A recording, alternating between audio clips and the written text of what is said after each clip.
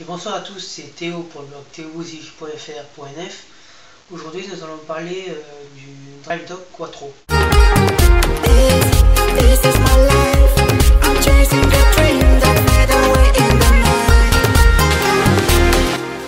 Un DriveDock Quattro, qu'est-ce que c'est?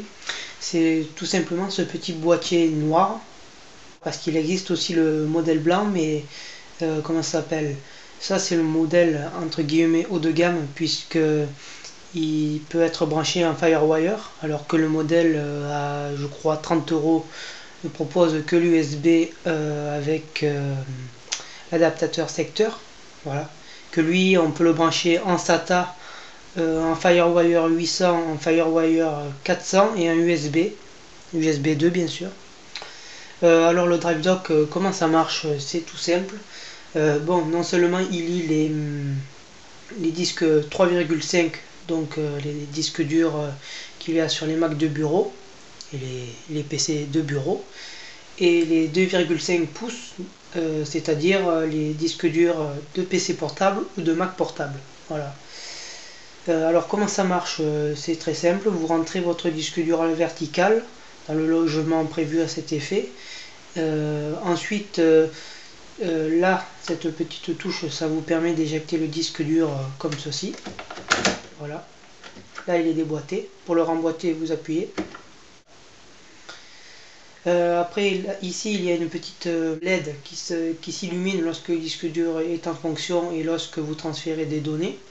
Alors, pourquoi avoir acheté ce DriveDock et pas le modèle à 30 € qui ne proposait que l'USB 2? Tout simplement, comme je vous ai dit tout à l'heure, il n'y a pas de Firewire sur l'autre, et comme je suis sur Mac et que je ne veux pas que ça me prenne des ports USB supplémentaires, il valait mieux de le brancher en Firewire 800, parce que sur les dernières générations de Mac c'est en Firewire 800. Il propose le Firewire 400 parce que sur les anciennes générations de Mac c'était encore en 400 et non en 800. On peut dire que le transfert est extrêmement court. J'ai transféré environ plus de 6 Go en moins de 2 minutes. Bon, il y a aussi peut-être le fait que le disque dur soit un 500 Go 7200 tours, parce que les 5400 sont drôlement plus lents.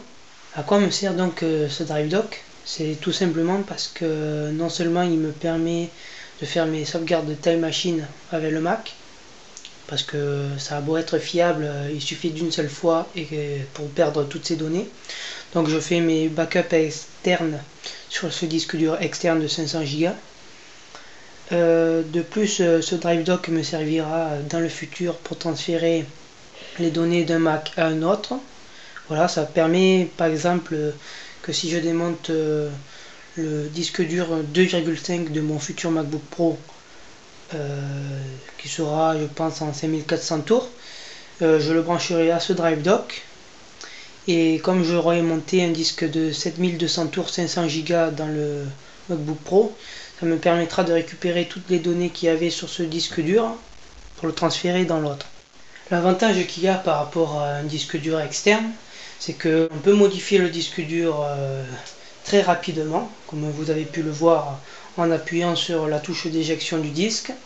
De plus, on peut brancher, comme dit précédemment, les deux formats de disque dur, à savoir le 2,5 et le 3,5, alors que sur un disque externe, vous ne pouvez mettre qu'un seul type de disque.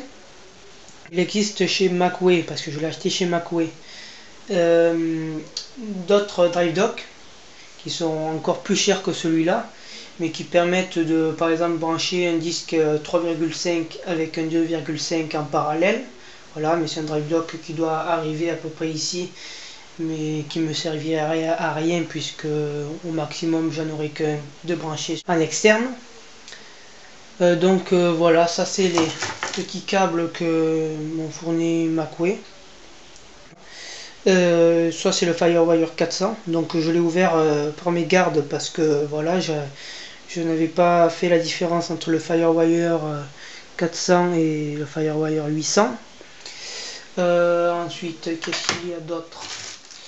Ça, qui est encore sous blaster, c'est le SATA 2. au cas où vous auriez un PC qui lirait le SATA, ça peut être utile. USB 2, ça se branche à peu près comme votre modem USB ou tout autre périphérique USB.